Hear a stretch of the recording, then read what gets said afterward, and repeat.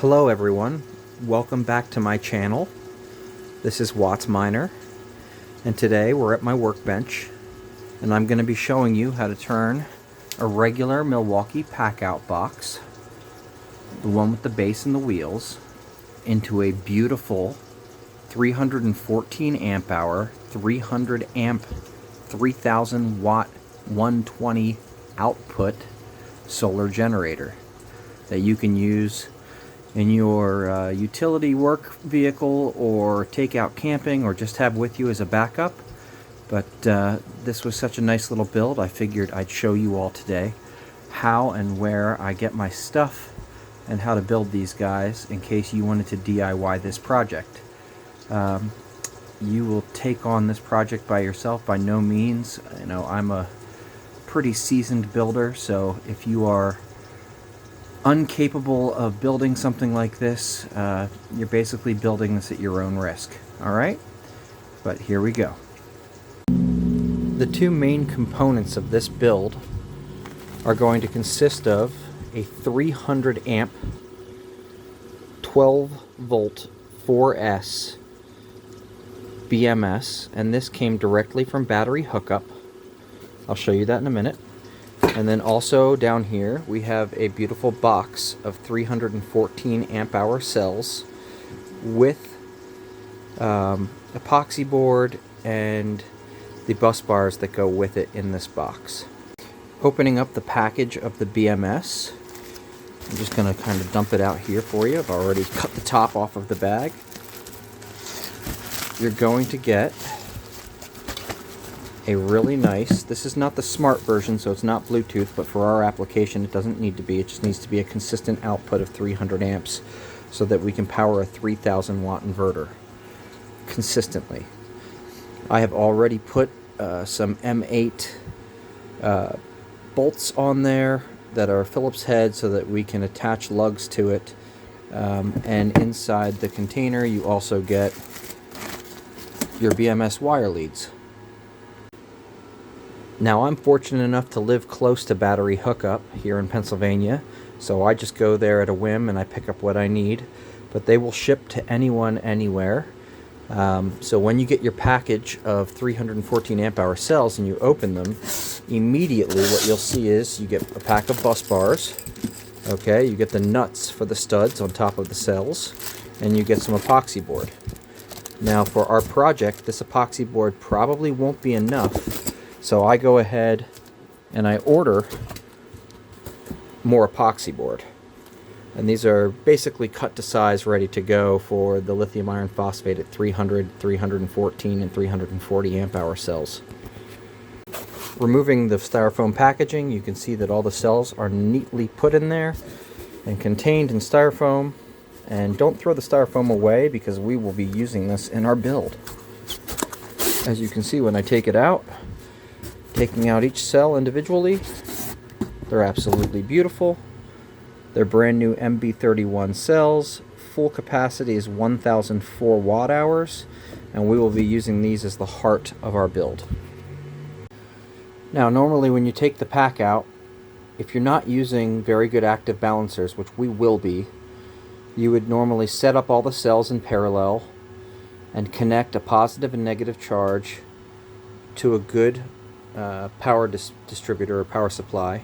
I like to set mine to 3.62 and basically let these cells charge up in succession to each other so that they're all basically at the top of their charge. They will be coming at 50% state of charge or around there when they come in the box. So if you're, like I said, if you're not going to be using a very good active balancer, it's a good practice to set these all up in parallel, just so, and then let them charge. Now, mind you, there's only going to be 4 bus bars in the pack, so you're going to, I have many bus bars, but you're going to need an extra 2 bus bars to link in the middle so that all of them are in parallel together. And you want to basically bring up the entire pack to about 3.6 to 3.65. 3.65 being the higher end, and that will be a great start for building your battery so that everything is even.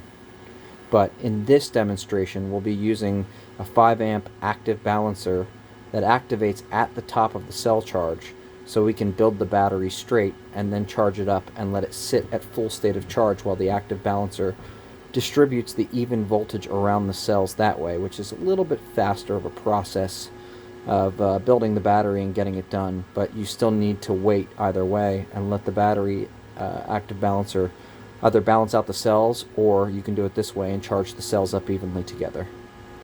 The next step for the cells is to put them positive to negative, and make sure that you have your bus bars positioned correctly, so you have your main positive here and your main negative on this side. And then I use 2-inch thick Tapcon tape that I also got from Battery Hookup, and I liberally apply it all the way around the cells to hold the cells in place. Once the cells are in place, the extra epoxy board that I like to use is for extra protection around the cells. I'll be placing these and basically setting them around the cells to create a shell so that there's no chance of interference with any of the other equipment that we put inside the battery box. This stuff can be kind of tricky to cut nice and straight, so a little trick that I found is using a nice paper slicer, marking it out, you can see the little line there, and then using the slicer to evenly cut the epoxy sheets into uniform pieces without much trouble. I then use some 3M double-sided tape to go around the top and the bottom, just to make sure that the epoxy board is a little bit easier to place on the outside of the battery pack so that it stays.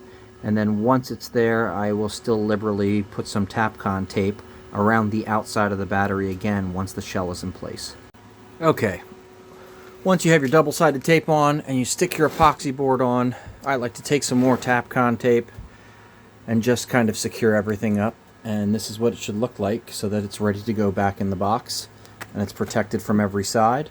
And you can also see the epoxy sheets are in between each cell, so that there's no short-circuiting of any cell to another cell. Inside the box that the cells came in from Battery Hookup, I like to take the cell foam completely apart into sheets like this, and we'll be using the bottom sheet that it came in to place inside the box as the support for the bottom of the box. And we'll also probably be using some of these cell pieces in here to reinforce the sides of the cells inside the box. Before I put the cells down into the box shell, you can see that I've taken the bottom of the foam, I've placed it neatly inside the box, and then the cell pieces that come in between the cells, the foam pieces actually that come between the cells, I've cut them neatly on the other side to make a nice little section for these cells to sit neatly inside of. Now that the cells are resting on foam inside the box, I've taken some of the thicker foam that was on the sides of the box and wedged a piece in behind the cells and cut it flush with a slight angle towards the box. And on this side, I've put a piece in and kept it just a little bit high, and that'll be for a reason later down the road. Make sure that your terminals for the positive and the negative are on the left side of the box. The next step after this is we will be putting an AC battery charger on the right side of the box so that you can charge this from the shore. I'm going to be using a 14.6 volt lithium iron phosphate specific wall charger that's 30 amp, and this will create heat. So you see on the back side it has a fan to dissipate the heat sink. On the back side with the handle up, now that we have the cells in, we're going to put a hole on the back side of the box so that we can line up that fan with that hole so that the backside dissipates the heat. Using a couple more pieces of the thicker box foam, I've placed the AC charger on its side with the fan down and facing out the hole, making sure to plug in the AC plug and having the DC side come out. This charger has come with basically lug ends and alligator clips. We're going to definitely be using the lug ends for this project. In order to get our shore power to the charger inside, we'll be using this male-sided to female-sided AC shore plug. This is a 20 amp version, so it will be plenty big enough to be able to supply our power needed for the 30 amp charger. Now remember, 30 amps 12 volts is not 20 amps 120 volts. So this plug is well oversized and will take the load just fine. I've gone ahead and drilled 4 holes in the front so that I can attach 2 20 amp receptacles on the left side, my shore power receptacle on the bottom side here, and unlike my first version where I put the shunt meter up top, I changed out my plan a little bit to make it look nice and even, and we're going to put the shunt meter display right up here in the front. The holes have been drilled, the outlets are in place, and the shunt meter is up in the front. Nice and neat and secure, ready for the next step. Inside the box now, I have plugged in the receptacle to the charger, and I have put the Anderson connection to our lugged connections for the battery. And because this guy needs to breathe with some fresh air, I have gotten some louvers that we're going to be putting some fresh air intakes on the side of the box here from the outside. We're going to do that step next. This hole saw fits very nicely inside this louver, so that's what I'll be using to place 2 of these on top of each other. Now we have our custom side louvers in place for the cold air intake for the AC charger. And you can see down in there, everything's in line, and we're ready to tuck all these wires in and in place. On the other side of the pack here, I've packed in a few pieces of foam, again from the box, to keep everything stationary in the middle.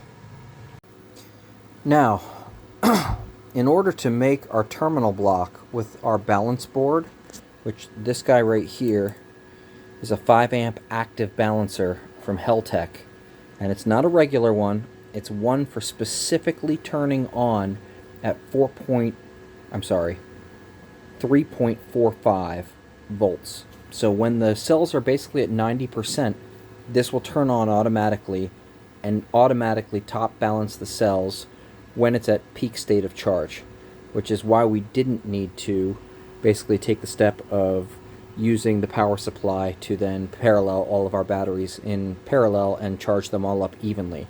We're going to let it sit on the wall charger for a day and do its job. Also, you see the BMS over here, the wiring there, and then these are our leads to each cell.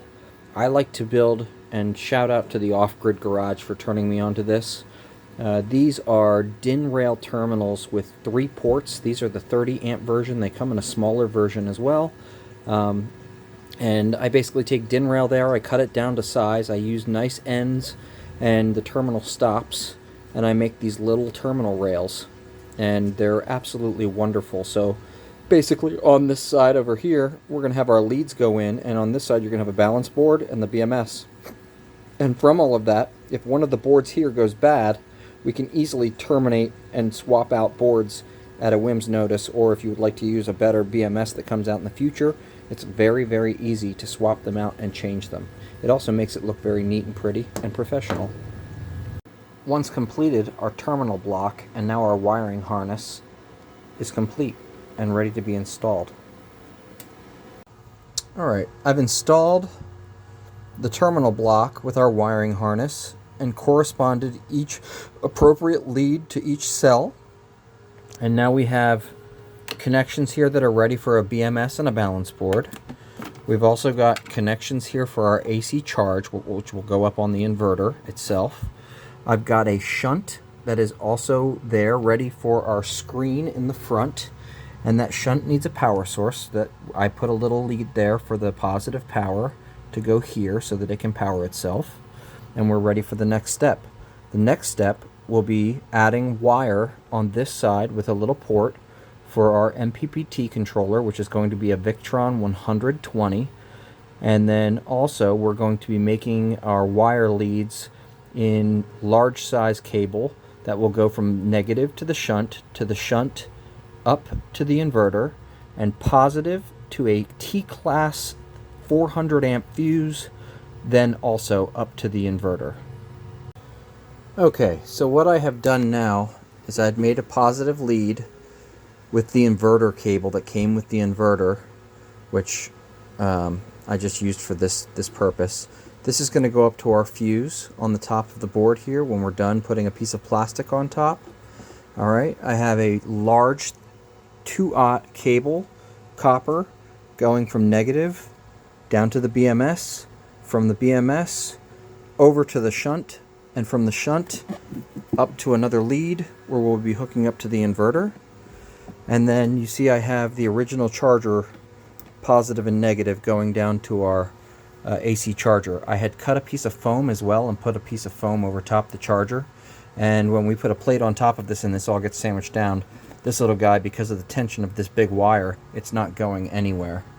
So now we've got our terminal block, we've got our wiring harness for our balancing board, the BMS is completely wired in, the shunt is completely wired in, and it's already working. You can see down here. And I have programmed it for the time being at 100% at 314 amp hours. And right now it's sitting at 13.5 volts, but that will be going up to 14.6 as we charge full. Once it is full and it calibrates itself, basically when the cells are full, the shunt will be at 100%, because right now I have it set to 100%, but it's actually not. It's probably 50%. But like I said, when I charge it up, it'll go to 100%, and from there it'll be calibrated, and then when it discharges and charges, it'll keep good track of state of charge. Next, we're going to be putting in the wiring for the inverter, and it comes with a small little gauge right here, so we can turn the inverter on and off. We'll be putting that on the side over here on the box. And then I'm also going to be putting a nipple gland with some 12 AUG wire coming out for our leads for our 20 amp MPPT charger. Okay guys, I've installed leads for MC4 connections for the solar panels. I've installed the on-off switch for the inverter. Inside here you can see I've left a lot of extra cable for these MC4s, so that you can pull out and pull in lots of extra lead if you need it. Right now we have the main negative that's going to go to the inverter, the positive that's going to go from the fuse then to the inverter. Everything else is wired in. I've got a Cat 5 cable that's white over here that runs to the switch, which will then eventually go and connect to the inverter itself. The terminal block, all of our wiring harness is completely hooked up and connected, and we're ready for the next step, which will be installing a piece of plastic board over top of all of this so that we can connect the inverter, the fuse, and the MPPT controller. Okay, final assembly of the unit. Our leads and our wiring harness coming up to the balancing board, which I have secured to the plastic sheet. So this is a 1/2 inch AZAC plastic sheet that I had cut and fit into the top of the form, and the foam that we left tall on the front of the board helps wedge and secure the piece of AZAC board into the box, and then it firmly sits on top of the studs of the battery, and it's nice and secure in there. It won't go around. It's very nice and tight. Put a nice Wattsminer sticker on top of the inverter. I also have my MPPT 120 amp. That's a 100 volt 20 amp controller. That was all wired in, and then the leads go to the studs here after the fuse. The fuse has been installed, so we have our wiring coming up from the positive side of the battery into the 400 amp T-class fuse, and that goes straight over to the inverter. And our large negative goes all the way down to the negative side of the shunt, which then reads the front of our gauge. So now, with that all plugged in and the wiring plugged in for the inverter itself, we're going to turn that on, and it works. Okay, you can see that turns on the inverter, and the inverter's got an extra plug inside. It's got a USB in case you want to charge your phone, and it also turns on these outlets in the front. So what we should be able to do now is take an AC source like this plug and plug in and we should start charging, and we are charging. Actually, we should be charging with about 30 amps. 28.62 amps input. And that is our completed unit. So now we should be able to shut the top, latch it,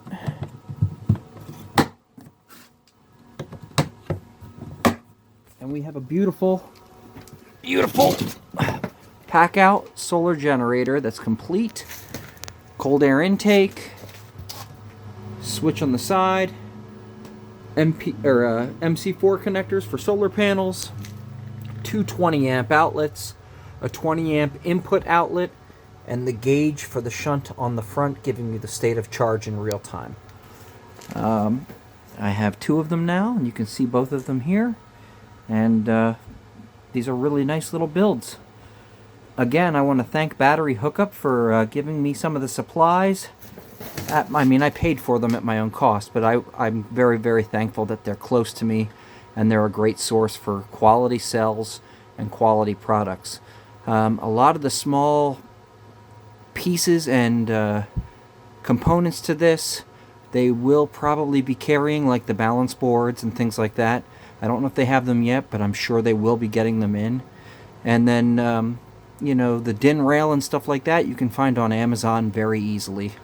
So anyway, this is another Milwaukee Packout solar generator. It's 314 amp hour, 300 amp, and it's got a 3000 watt 120 output with two 20 amp receptacles. And the nice thing is you can put your other tools right on the Packout top, put this in your utility van or your work truck, and you can do all sorts of things like run a microwave, make coffee, charge your tools, run all kinds of AC tools. So anything you can plug into a regular wall outlet at home, you can plug into this. This is Wattsminer, over and out.